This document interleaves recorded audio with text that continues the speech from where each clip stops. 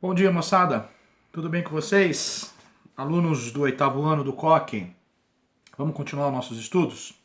Bom, a semana que passou eu dei uma atividade para que vocês pudessem ler novamente a teoria que foi dada em sala de aula antes da parada. Pedi para que vocês refizessem os exercícios, as duas listas de exercícios que nós fizemos em sala de aula antes da parada, para que vocês pudessem reviver novamente, né, alguns contextos, alguns conceitos do que foi dado, ok? Nesta semana eu enviei para vocês uma lista de exercícios contendo 10 questões nessa lista, tudo bem? Para informar para vocês, na verdade, essa lista de exercícios que foi enviada para vocês era a prova que eu iria aplicar para vocês naquela semana em que deu-se a parada das aulas, tudo bem? Então é a provinha, tá bom? Que eu ia aplicar para vocês. Então eu pedi na orientação lá para que vocês fizessem primeiro os exercícios, fizessem os 10 exercícios, né? Ok, fizeram, deu continuidade à resolução, terminou a resolução dos exercícios, aí eu pedi para que depois que vocês terminassem a resolução dos exercícios, vocês assistissem essa videoaula, porque essa videoaula vai corrigir, né? É uma videoaula de correção dos exercícios que eu enviei para vocês, tudo bem? Então, por favor, peguem a folhinha que vocês já fizeram, era a provinha que eu ia aplicar, vejam como que vocês iriam na prova, se caso ela fosse aplicada. Então, acompanhem, por favor, que eu vou ler questão por questão com vocês para a gente resolver, tudo bem? Então, acompanhe aí, ó. Primeira questão. Observe a capa de um livro reproduzido abaixo. A imagem é a capa do livro Memórias Desmortas de Brás Cubas, de Pedro Vieira. Assinale a alternativa correta. Lembrando, Memórias Desmortas de Brás Cubas. Vocês conhecem, eu já falei isso para vocês. Um dos principais livros do escritor Machado de Assis, qual é mesmo? Memórias Póstumas de Brás Cubas. Então vocês percebem que o autor aqui, né, desse livro, Pedro Vieira, ele está fazendo uma intertextualidade, né? E de que forma essa intertextualidade? Uma intertextualidade em forma de paráfrase ou uma intertextualidade em forma de paródia, né? Se fosse paráfrase, gente, ele ia levar, ele ia colocar no mesmo, quase relacionado no mesmo sentido, né? Dando uma outra explicação, mas no mesmo sentido, sem alterar essa relação exata que a intertextualidade nos daria, né? Então, não é uma, nesse caso aqui, não é uma intertextualidade em forma de paráfrase, porque ele dá um tom irônico, ele dá um tom de brincadeira, ele dá um tom de zombaria, né? Memórias Desmortas de Brás Cubas. Então é uma intertextualidade em forma de paródia. Por isso é que a gente vai assinalar a alternativa D de dado, um procedimento paródico. Na letra A, gente, nós temos uma metonímia. Só para explicar para vocês o que é uma metonímia. Metonímia, gente, é a palavrinha que significa a parte pelo todo. Diariamente nós usamos isso, a parte pelo todo. Quer ver? Ó, vamos supor, ó, eu vou falar para vocês assim. Um fazendeiro vai comprar 200 cabeças de gado.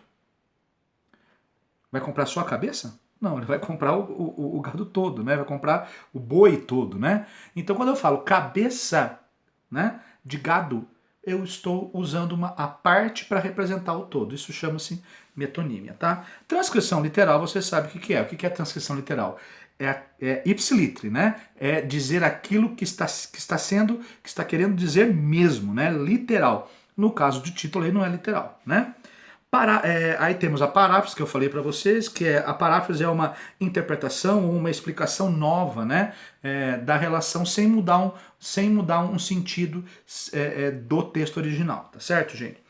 E plágio eu expliquei para vocês, plágio é uma cópia na íntegra de algum texto, tá ok?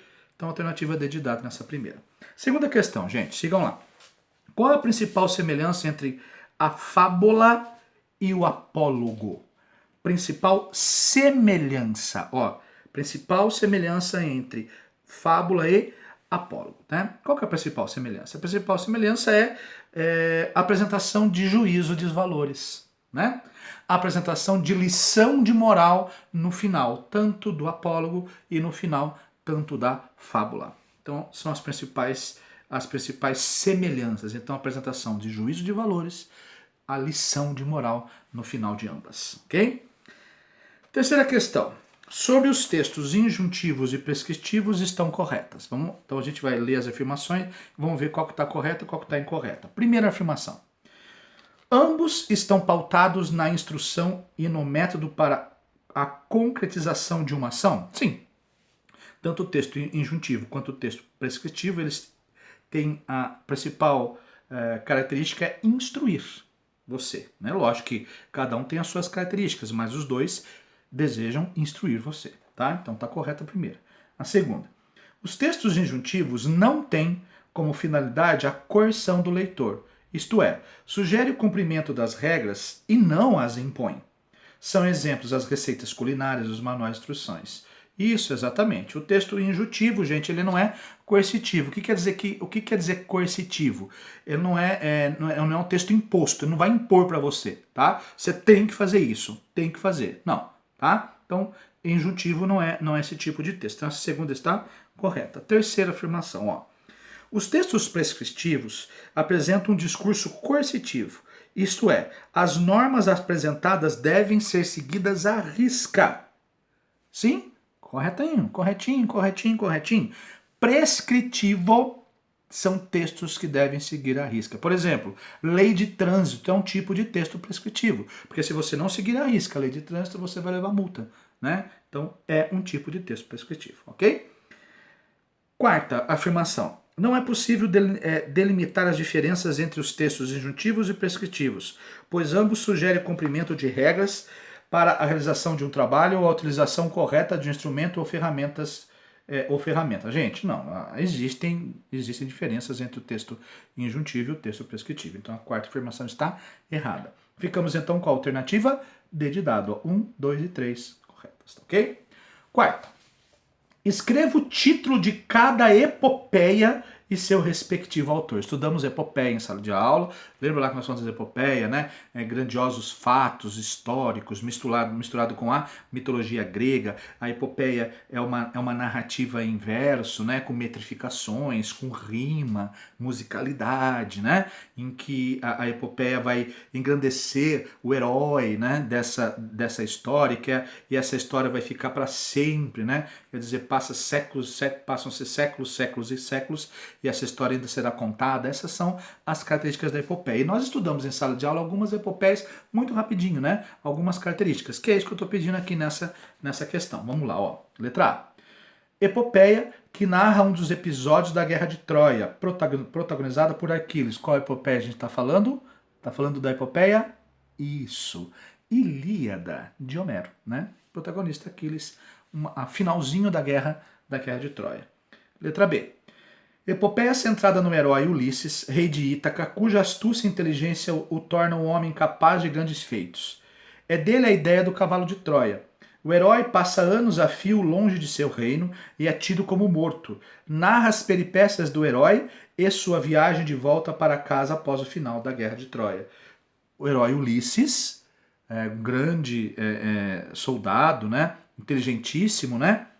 Nós estamos falando de qual epopeia? Odisseu, da Odisseia, né?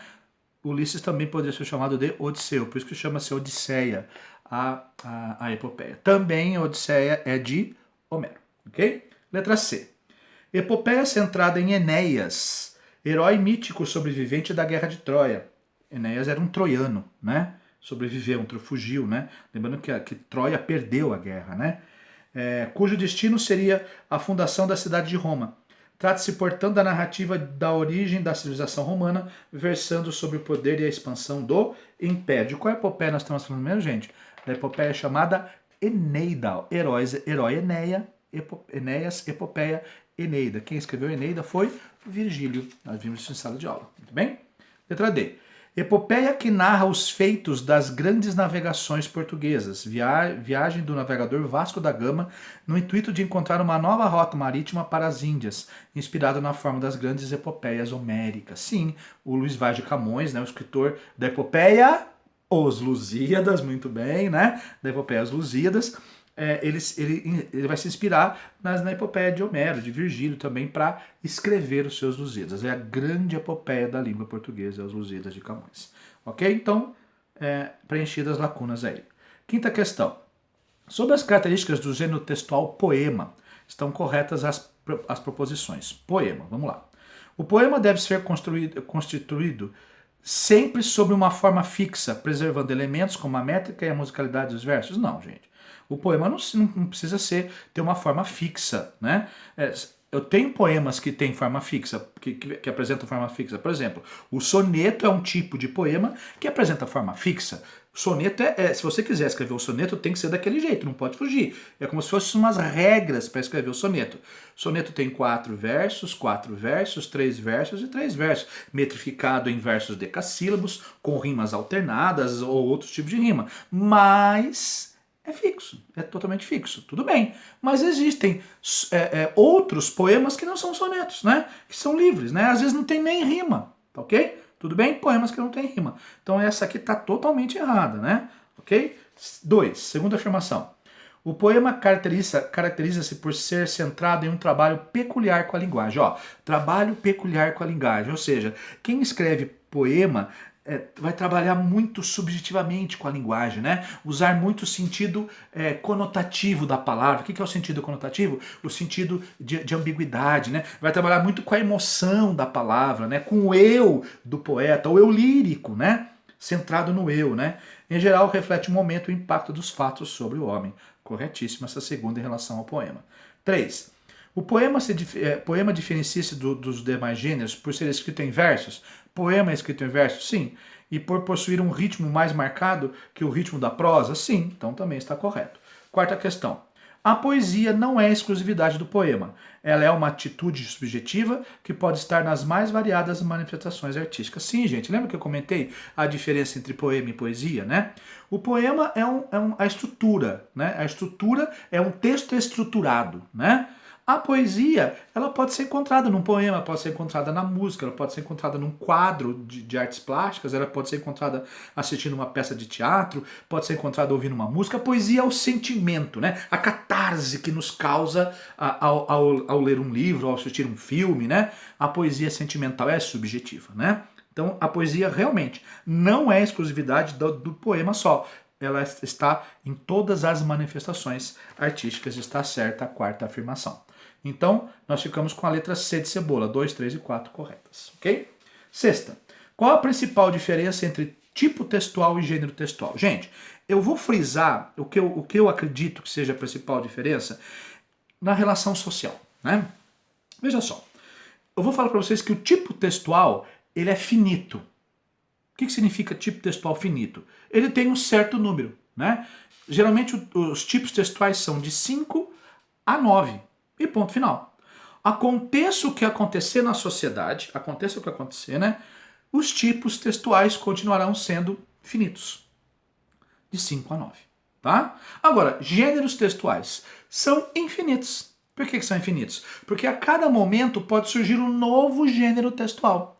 Tá? Com o desenvolvimento da sociedade. Se acontecer algum fato social, esse fato social pode criar um novo gênero textual. Então vou dar um exemplo prático para vocês. A criação da internet, por exemplo. Né? Criou-se a internet, criou-se um novo gênero textual. Qual? O e-mail.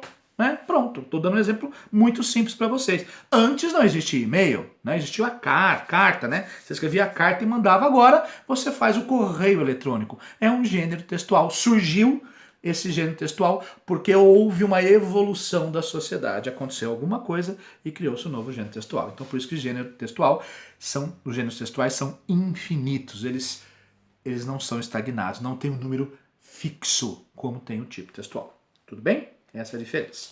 Sétima questão. Assinale a alternativa incorreta em relação ao gênero crônica. Letra A. A crônica é um gênero que não está vinculado à necessidade de apresentar uma narrativa neutra ou imparcial. O discurso feito na primeira pessoa pode evidenciar algumas impressões e opiniões pessoais de quem escreve. Sim, o cronista, aquele que escreve a crônica, ele pode dar a opinião dele na crônica dele, não tem importância nenhuma, né? Então aqui está correto, ó, realmente não está vinculado à necessidade de apresentar uma narrativa neutra ou imparcial. Não precisa ser imparcial, não é uma notícia, né? É uma crônica, tá ok? Que ele pode dar a sua opinião. Então a letra A está correta. Letra B. Texto curto e narrado em primeira pessoa, a crônica estabelece um diálogo entre o escritor e o leitor. Essa característica faz com que a crônica apresente uma visão pessoal de um determinado assunto. Ó, mesmo, é quase idêntico à letra A, né? A letra B, então também está correta. Letra C. A crônica é escrita para durar pouco. Daí advém o seu caráter efêmero e datado, bem como o interesse, muitas vezes momentâneo. O que é o caráter efêmero da crônica, gente? A crônica não é... O cronista não escreve sobre aspectos daquele momento, daquele instante, né? Então, de repente, aquele momento, aquele instante, o ano de 20 de dezembro de 1989, não vai valer a mesma coisa que 20 de dezembro de 2000, por exemplo. Valeu para aquele momento. Então, a crônica ela é efêmera, ela tem um determinado tempo de vida, né? Para dar significação a essa crônica. Então, tá corretíssimo isso aqui, tá? Letra D. Publicada em jornal ou revista, destina-se à leitura diária ou semanal, pois trata de acontecimentos cotidianos. A palavra mágica, cotidiano, crônica, estão grudadinhos um do outro, tá correto. Letra E. A crônica é um gênero textual de caráter confidencial e pode ser considerado uma autobiografia? Não, não é, tá? A letra E está falando de quê? Do gênero textual chamado de diário, né? Então, isso não tem nada a ver com crônica. Então, assinalamos a letra E porque ele pede a incorreta. Oitava questão. Diferencia leitura crítica de leitura assimilativa. Lembra que nós estudamos em sala três tipos de leitura, né? A leitura que a gente fala que é recreativa, a leitura crítica e a leitura assimilativa, né? A leitura recreativa é a leitura por lazer. A leitura crítica é o debate de ideias, né? Debater ideias com o autor, debater ideias com os leitores que estão lendo o mesmo texto do que eu, debate de ideias. Quem pode estar certo, quem pode estar errado, não tem nada a ver disso. A gente está debatendo ideias, né? Agora, a leitura assimilativa é muito mais do que isso. A leitura assimilativa, gente, você vai se aprofundar no texto, você vai se aprofundar no assunto, você vai pesquisar, você vai vasculhar todo aquele texto, né? Você vai tirar caldo daquele texto, tudo bem? Esse é o tipo de leitura assimilativa. Então, essa é a diferença. A leitura crítica, debate de ideias. A leitura assimilativa é o aprofundamento do texto, das significações textuais. Ok, gente? Nona questão. Gênero dramático, teatro, é aquele que o artista usa como intermediário entre si, o público e a representação. A palavra vem do grego drau, fazer, e quer dizer ação. A peça teatral é, pois, uma composição literária destinada à apresentação por autores em um palco, atuando e dialogando entre si. O dramaturgo, escritor de peças de teatro, pode ter como base para sua escrita os mais variados gêneros. Olha só, pode ter como base sua escrita os mais variados gêneros. O dramaturgo pode pegar qualquer tipo de um conto, um romance e adaptar para o teatro, tá? Okay? Até um quadro ele pode se inspirar e escrever teatro em cima do quadro. O texto dramático é completado pela atuação dos atores no espetáculo teatral e possui uma estrutura especificamente caracterizada. Olha só, ele coloca 4 itens lá, né? O que o teatro representa? Pela presença de personagens, que devem estar ligados com lógica uns aos outros e a ação. 2. Pela ação dramática, drama enredo, que é o conjunto de atos dramáticos, maneiras de ser e de agir das personagens, encadeados a uma unidade do efeito, e segundo uma ordem composta de exposição, conflito, complicação, clínicas e desfecho. Tá certo, tá continuando. Ele está explicando o que é o teatro. 3. Pela situação ambiente, que é o conjunto de circunstâncias físicas, sociais e espirituais em que se situa a ação. 4. Pelo tema, ou seja, a ideia que o autor, dramaturgo, deseja expor ou sua interpretação real por meio da representação. Pronto, tudo isso falou sobre teatro. Agora vem a pergunta da questão. Considere o texto e, analisando os elementos que constituem o espetáculo teatral, conclui-se. Letra A, que é a correta então, né? A criação do espetáculo teatral apresenta-se como um fenômeno de ordem individual, pois não é possível sua concepção de forma coletiva. Gente, teatro não pode ser individual. Eu tenho o ator, eu tenho que ter o dramaturgo, quem escreve a peça de teatro, eu tenho que ter o diretor, quem dirige, né? Não é uma coisa individual. Então tá errado a letra A. Letra B. O cenário onde se desenrola a ação cênica é concebido e construído pelo cenógrafo de um modo autônomo, independente do tema da peça e do trabalho interpretativo dos atores? Não, gente. O cenário deve ser construído em cima do texto em que está sendo trabalhado, né? Ok? Então o cenógrafo, aquele que faz o cenário da peça, ele não pode fazer o cenário aleatoriamente, do jeito que ele quiser. Ele tem que estudar o texto e em cima do texto ele vai criar o seu cenário. Tá? Então tá errado. A letra C. O texto teatral pode originar-se dos mais variados gêneros textuais, como contos, lendas, romances, poesias, crônicas, notícias, imagens e fragmentos textuais de outro. Gente, o próprio texto falou isso, né? Olha quando o texto fala aqui, ó. O dramaturgo, o escritor de peças de teatro, pode ter como base para sua escrita os mais variados gêneros. Então a correta aqui é a alternativa C de cebola. Olha porque a letra D não é correta. Ó. O corpo do ator na cena tem pouca importância na comunicação teatral, gente. Ator é comunicação verbal e comunicação corporal, né? Como que não tem importância? Tá errado essa. Letra E. A iluminação e o som de um espetáculo cênico independem do processo de produção? Não. Tudo depende do processo de produção e tudo depende do texto. Cenário depende do texto, iluminação depende do texto, figurino depende do texto, né? Som depende do texto, tudo isso tem que estar relacionado ao texto. Então, ficamos com a letra C na nona questão. E a última questão, olha só, leia os dois textos abaixo. Texto 1, gente. Não sei se o nome dela é Maria. A moça é bastante alta e magra, negra, tem cabelos cacheados e compridos até o meio das costas. Usa óculos e deve ter entre 20 e 25 e 30 anos. Ok, texto 2. Não sei se o nome dela é Maria. A moça parece um modelo de tão alta. Seus cabelos cheios de cachos escorregam até o meio de suas costas. Seus óculos dão um olhar de intelectual a essa musa que está na flor da idade. Não dou mais que 25 ou 50 anos para essa deusa de ébano. Você vê a diferença? Os dois textos são descritivos, só que um descreve mais objetivamente e o outro descreve mais subjetivamente. O texto 1 é descrição objetiva e o texto 2 é descrição subjetiva, tá? Isso aí, ó. As afirmações, vamos ver se está certo ou errado. O texto 1 apresenta uma descrição objetiva. É feito em forma imparcial, ou seja, na tentativa de demonstrar apenas aquilo que se vê na forma mais realista possível, sem acrescentar qualquer valor. Correto. 2. Os dois textos apresentam uma descrição objetiva? Não. Texto 1 objetiva, texto 2 subjetiva. Está errada essa. 3. O texto 2 apresenta uma descrição subjetiva. O aspecto opinativo não é só complementado, como também muito valorizado. Então, a 3 está correta. 4. Os dois textos apresentam uma descrição subjetiva? Está errada a quarta. Então, só está correta a primeira e a terceira. Ficamos com a letra D de dado. Ok, moçadinha do oitavo ano? Era a provinha que eu ia aplicar para vocês. Como é que vocês foram? Corrigiram aí? Se vocês tivessem feito a prova, como é que vocês iriam? Gente, belezinha? Acabamos por hoje. Na semana que vem, uma nova videoaula, né? Uma nova videoaula com um novo tema relacionado ao livro que a gente vai ler nesse semestre, tá ok, gente? Um grande abraço para vocês. Estudem, estudem, estudem. E até mais. Fui!